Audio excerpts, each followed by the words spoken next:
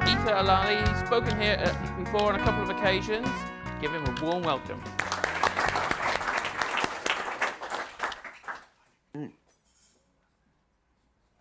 Hi, everybody.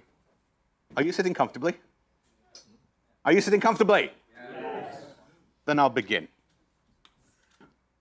Once upon a time, in a land far away, a project was started that would save the day for a company that was struggling for a decade or two, was branching online, bringing retail to you. They appointed a huge supplier in lieu of skills, yet they wanted innovation that's new. But the supplier was old and struggled to be agile, and attempting to change it had proven so futile. I brought them in to do a project that we see win-win. Big data, credit products, and a fashion that's in. We'll sell more stock to the sound of ching-ching. We've not got fired for giving them this, and I've not heard that the project is amiss, not even a whimper. Not even a hiss.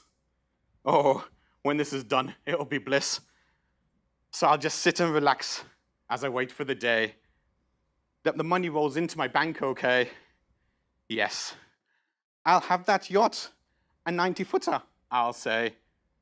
The bill, sure, send it over. In cash, I'll pay.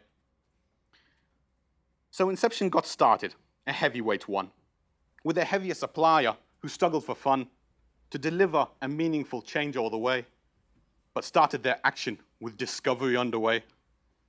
The analysts were many, the workers so few, techies outnumbered by a factor of 2. With a tester alone and an ops guy of 1, the flow was horrific because the brain cells were none.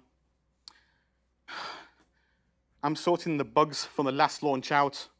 The PM runs out and proceeds to shout, like his clipboard has caught a bad case of gout, and starts at our team one hell of a rout.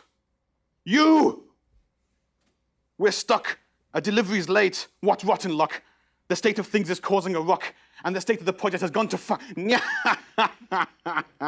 We'll take it from here. We appreciate that people are feeling the fear. We've got some things, and they are neat, with some cheapo tack and item sweets. With these, we aim to offer a bribe. I mean, make you feel one with our tribe. So put your hands out and clap in time to this morale-boosting session and this novelty rhyme. Oh, dude. No. So, yeah, there we go. Dude, that team-building night, thousands it cost to divert our attention as half the staff were lost, and the rest that were left had to make the most, but the heat was on, and they began to roast. Several months after, it later became, like many other companies, their size is the same, a project in crisis, then started the blame, with politics in flux, and competence the same. It was his fault. It was her fault. Fire them left, and the right, they'd bolt. Manage them out with a sledgehammer jolt, or put them out of their misery with the fire of a cult. Oh. Here they come. Quarterly meeting, the job looked plumb. They've got all the staff working under their thumb. And progress is good, so why do they look all glum? They tell me all is well, and I'm thinking a trip. I mean, lots of time with champagne I sip. They've got it all in hand and are cracking the whip. I'm delighted, because I don't see a slip. They palmed off the program to someone from sales who ran it to ground with multiple fails. As people lost sleep and left it alone, all of the parties did nothing but moan.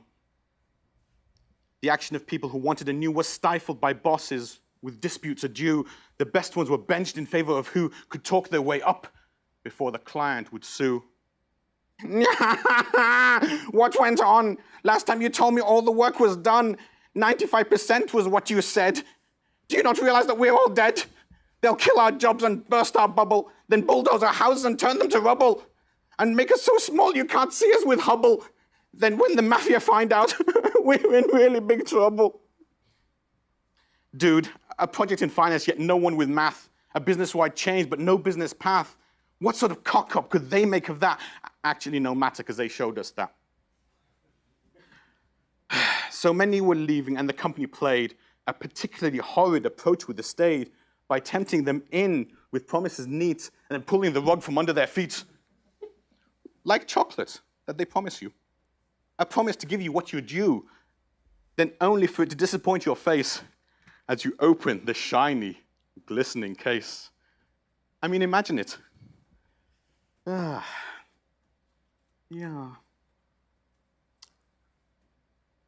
Oh, look at this. I'm kind of delighted with this. Hold on.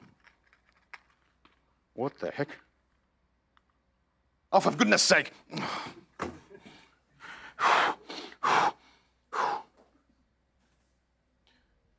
Dude, the moral for people who are wanting to leave is go.